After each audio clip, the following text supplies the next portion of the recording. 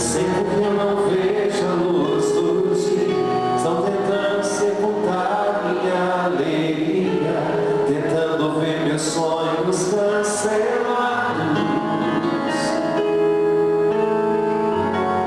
Lázaro ouviu a sua voz quando aquela pedra removeu. Depois de 4 dias ele reviveu.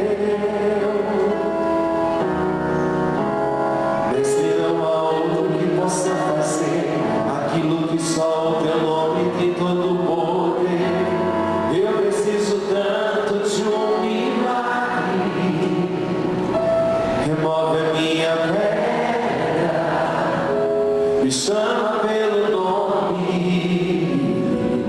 muda a minha história, ressuscita os meus sonhos, transforma a minha vida. Me faz um milagre, me toca nessa hora, me chama para fora, ressuscita-me, remove a minha pedra, me chama pelo nome, muda a minha história, ressuscita os meus sonhos, transforma a minha vida, me faz um milagre,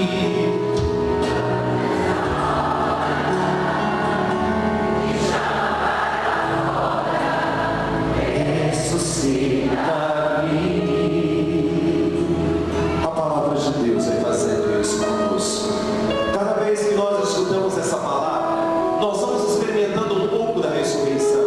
Cada vez que nós escutamos a palavra e a deixamos cair dentro do coração, as pedras são removidas e nós vamos entendendo que aquilo que nós desejamos, que aquilo que grita em nós, que aquilo que parecia que estava morto, ressuscita quando de verdade eu escuto as palavras que me levam àquele que faz com que a minha vida encontre o verdadeiro sentido. Era assim que Jesus fazia, era assim que ele ia passando pela vida das pessoas e arrancando as pedras. Enquanto muitos atiram pedras, ele arrancava as pedras. Enquanto os muitos não compreendiam aquilo que o outro trazia dentro do coração, Jesus simplesmente despertava no outro aquilo que ele podia trazer de melhor. Lázaro não ressuscitou de um dia para o outro, foram necessários 4 dias para que aquele homem voltasse à vida de novo. Jesus não ressuscita no mesmo dia, ele precisa de 3 dias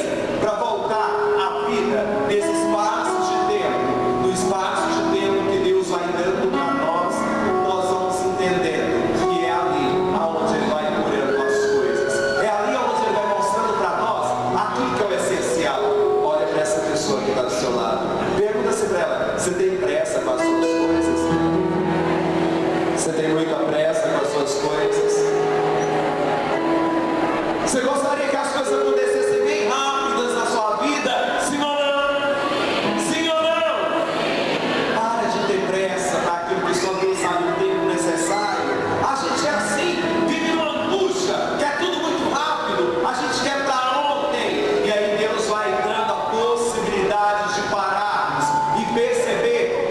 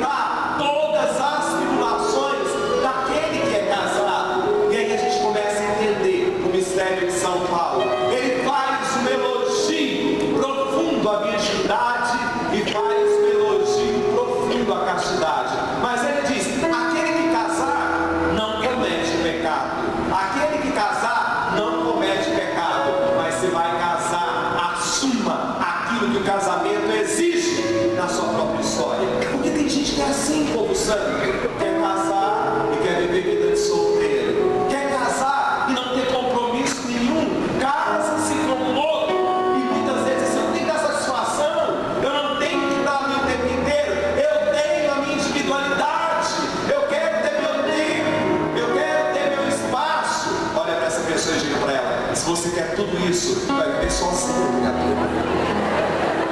Vai viver sozinho. Vai viver sozinho.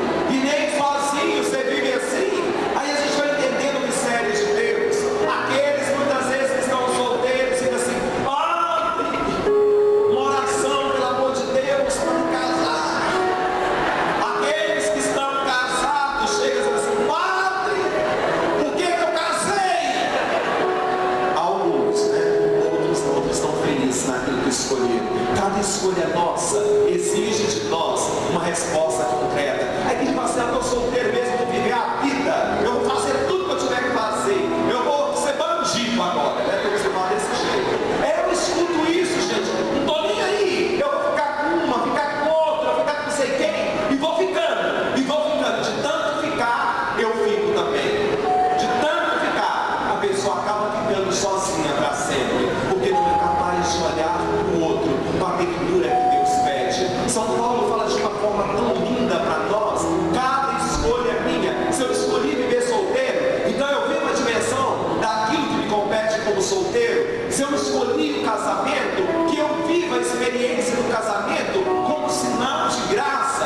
A gente não troca as pessoas como se fossem cabides de roupa. A gente não troca o outro porque a gente não deu conta. A gente não troca o outro porque a gente não dá conta, muitas vezes, de experimentar aquilo que Deus quer fazer. Eu tive uma cidade, não vou dizer aonde, para celebrar uma missa, e eu tinha uma amiga de muito tempo, que eu estudei com ela lá no Chile, e ela tinha casado, eu tinha ouvido o casamento dela, no primeiro ano de fato, e eu fiz o casamento dela, e quando eu cheguei na cidade, quando eu estava chegando para celebrar a missa, vem ela, um rapaz: oi padre, menina, quanto tempo, não te vejo 8 anos já, né? Pois é, padre, quero te apresentar o meu esposo. Aí eu olhei para ela e falei: pois é, você casou? Foi eu que fiz o casamento? Ah, padre, não deu certo esse aqui agora é o meu esposo. Queria que o senhor desse uma bênção. Você não tem vergonha, não?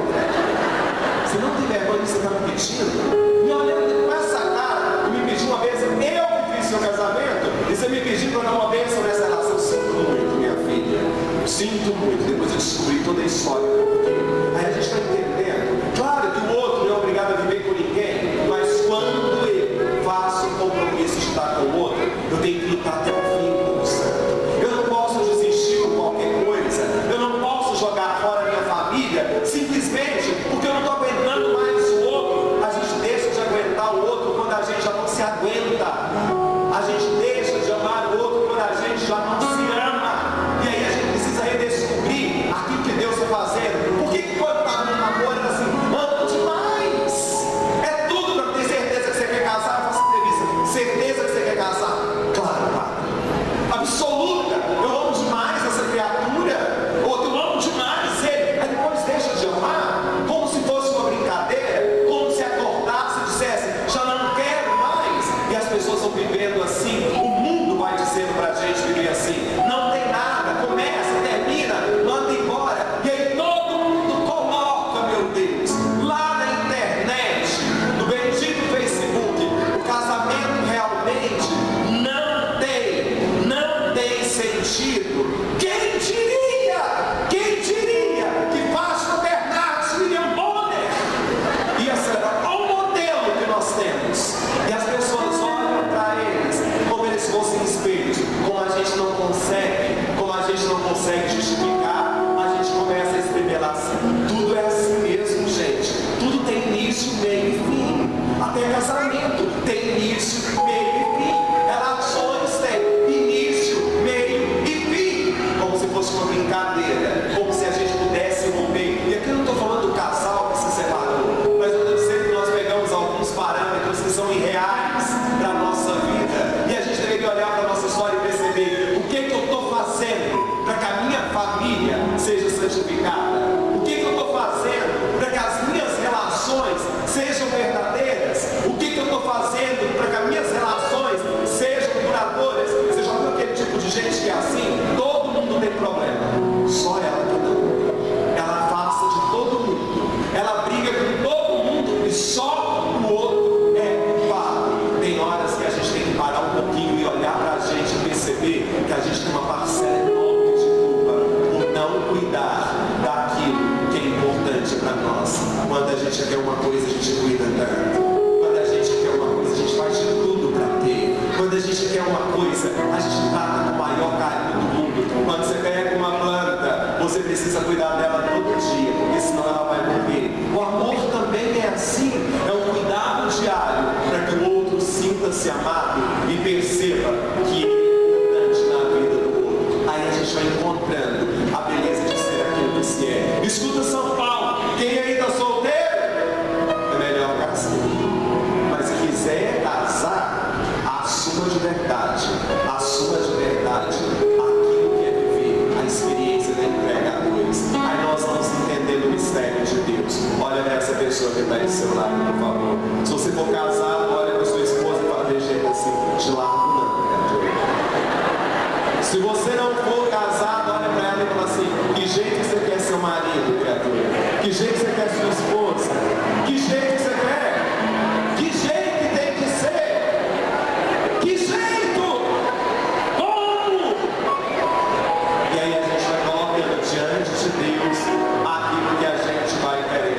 Sabe que esses dias eu atendi uma menina em confissão e ela chegou para mim assim, confessou assim, agora eu quero uma orientação, padre, pode falar. E ela pegou o caderninho que ela tinha, todo encatado, cheio de bolinha, que é uma coisa mais linda. Quando eu disse assim, leia aqui para o senhor ver isso. E ela escreveu toda a vida dela, eu disse, eu sou diário pessoal, ela é meu diário pessoal, mas eu quero que o senhor leia essa página. E eu fui ler a página, ela tinha lá assim, o marido que eu quero. Ela foi colocando, tem que ser assim, assim, assim, assim, assim, assim. E ela foi colocando tanta coisa, tanta coisa. E eu falei assim, você achou, criatura? E ela disse, ainda não, para. Aí eu disse, deixa eu te ensinar que jeito que você vai achar. E ela foi pedindo assim, o senhor conhece alguma pessoa da igreja desse jeito? Eu disse, conheço demais a conta. Me dá aqui, me dá esse caderninho. Eu posso ficar aqui só, deixa eu ler aqui de novo. Aí comecei a ler. Quando eu comecei a ler, peguei minha caneta e fui riscando. Caramba, e aqui o senhor está fazendo, padre? Eu pensei, essa pessoa que você está buscando, ela não existe. Você a construiu no seu imaginário. Você a construiu no seu imaginário. E às vezes a gente vai fazendo isso, vai projetando tanta coisa e vai querendo tanta coisa que o outro não pode dar. E aí nós vamos entendendo aquilo que Jesus vai dizer no Evangelho. Bem-aventurados os pobres em espírito, porque deles é o reino dos céus. Bem-aventurados aqueles que sofrem agora, porque vão ser consolados. Bem-aventurados aqueles que estão chorando, porque vão rir. Bem-aventurados aqueles que são perseguidos. E eles olham para nós assim, padre, como é que alguém pode ser bem-aventurado sendo pobre? Como é que alguém pode ser bem-aventurado? Porque bem-aventurado significa feliz. Como é que alguém pode ser feliz sendo perseguido? Como é que alguém pode ser feliz chorando o tempo inteiro? Como é que alguém pode ser feliz passando fome? E aí a gente não entende a palavra de Deus. Jesus diz que feliz é aquele que consegue desapegar-se de tudo para olhar aquilo que é o essencial da sua história. E quando eu consigo fazer essa experiência, eu consigo amar o outro naquilo que ele é. Eu consigo desapegar de tudo para olhar para o outro e perceber que ele está ali como um ser humano que é. Na psicologia a gente explica isso de uma forma tão bonita, né? A gente não se apaixona por uma pessoa pelas qualidades que ela tem, a gente se apaixona pelos defeitos. Às vezes a gente não tem consciência disso, mas se ama o outro não pelas qualidades que ela tem, mas pelos defeitos que ela traz, porque são os defeitos que vão dando sentido daquilo de ser que o outro traz mais profundo. Padre, não estou entendendo esse negócio não. Olha para você ver com quem você se relaciona. Às vezes a pessoa é terrível e você está lá junto dela. Às vezes ela te passa uma raiva e você está lá junto dela. Ela não só te agrada o tempo inteiro. Tem defeitos que ajudam o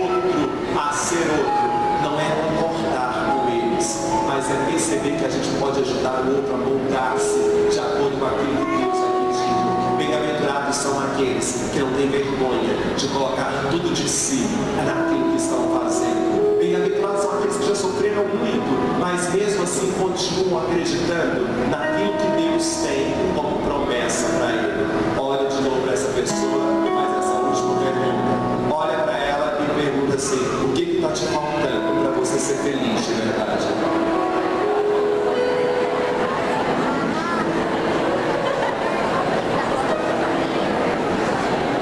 O que está te faltando para você ser feliz de verdade? O que está faltando, criatura? Fala forte que eu quero ouvir. Você disse que está faltando o quê? Um namorado? Ei, minha filha. Nem sempre o namorado traz felicidade. Nem sempre. Pode até trazer alguma na vida. Sabe o que está faltando para você ser feliz, criatura santa? Olha para essa pessoa e diga para ela: atitude. Está faltando atitude. Atitude para ser feliz. É isso que Deus diz para nós. Está nas nossas mãos. Bem-aventurados aqueles que olham para Ele e percebem que são amados todo dia. Bem-aventurados aqueles que não precisam mais ficar chorando pelos cantos, esperando que alguém os ame ou que alguém venha falar alguma coisa que possa agradar. Bem-aventurados são aqueles que abrem o coração simplesmente para dizer: obrigado, Senhor, por tudo aquilo que eu estou vivendo. Obrigado pela sua presença na minha vida. Bem-aventurados são aqueles que muitas vezes eu visito nos hospitais e dizem assim: Padre, estou sofrendo tanto, mas eu agradeço a Deus por tudo. Eu agradeço a Deus por tudo. Sabe, Padre, essa doença que eu estou enfrentando me fez perceber que eu preciso mais de Deus. Transformou a minha casa. Bem-aventurados são aqueles que olham com os olhos de Deus. As realidades do mundo já pintaram de tantas formas. Ninguém consegue entender que felizes são os pobres, porque eles não precisam se apegar a nada. Que bem-aventurados são aqueles que muitas vezes choram hoje, porque têm certeza que toda dor passa e que a alegria, ela surge no coração daquele que se entrega de verdade. E aí Deus vai dando as respostas. Ele vai dizendo: faça a escolha certa, criatura. E quando você fizer a escolha, não fique olhando para trás, não fique chorando aquilo que passou, não fique amanhecendo todo dia e reclamando de coisas que já aconteceram, se colocando como vítima, e muitas vezes: ai meu Deus, eu já sofri tanto, o meu passado foi tão difícil. O passado ficou no passado. Deus te dá a oportunidade de escrever o agora para construir o seu futuro. Tem fantasmas que a gente tem que deixar lá atrás para poder conviver com aquilo que Deus está dizendo para nós. E isso só acontece por aqueles que são amados de verdade. Quando você estiver em paz, levanta a mão para mim, aqueles que são solteiros. Levanta a mão para mim, aqueles que são solteiros. Fica com a mão levantada. Olha só, vocês que são solteiros, prestem muita atenção naquilo que o padre vai dizer. Você já viu que é desse jeito? Quando você diz assim: eu quero arrumar um namorado, quero arrumar uma namorada, eu quero mais, aquela coisa, você não arruma de jeito nenhum. Não adianta. Quando você fala de jeito assim: quer saber de uma coisa? Pode baixar agora a mão. Já veio você. Quando você acalma o seu coração e diz assim: sabe de uma coisa? Eu vou viver naquilo que Deus quer. Aparece um monte. Você não sabe nem escolher quem. Você tem dúvida naquilo que muitas vezes aparece na sua história. Mas aí Deus vai dizendo para nós: escolha certa, ela só acontece quando a gente ama a gente de verdade. Quando eu não estou procurando nada, quando eu não preciso procurar nada, é aonde eu encontro aquilo que é certo para mim. Porque eu estou pleno. Porque quando eu estou na carência profunda,